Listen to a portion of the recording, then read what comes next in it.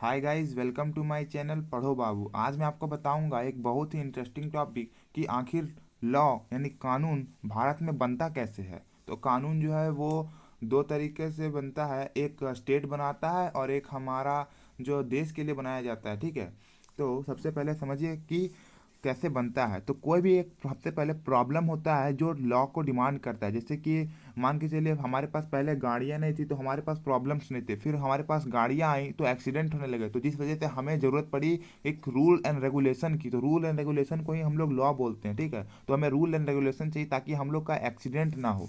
ठीक है, तो सबसे पहले हम लोग प्रॉब्लम खोजते हैं कि जो लॉ का मांग कर रहा है। जैसे एग्जांपल ले लीजिए ट्रांसपोर्टेशन का। ठीक है, व्हीकल्स का।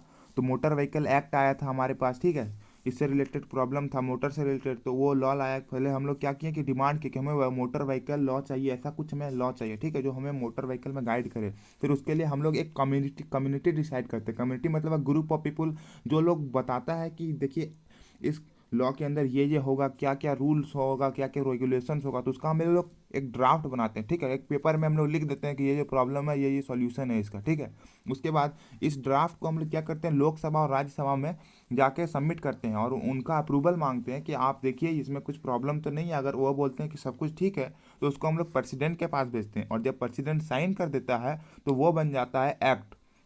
लॉ क्या बन जाता है, अभी एक्ट, अभी लॉ बनने का प्रोसेस चल रहा है।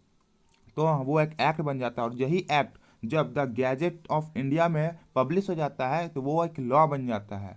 तो इसी को बोलते हैं लॉ कैसे बनता है।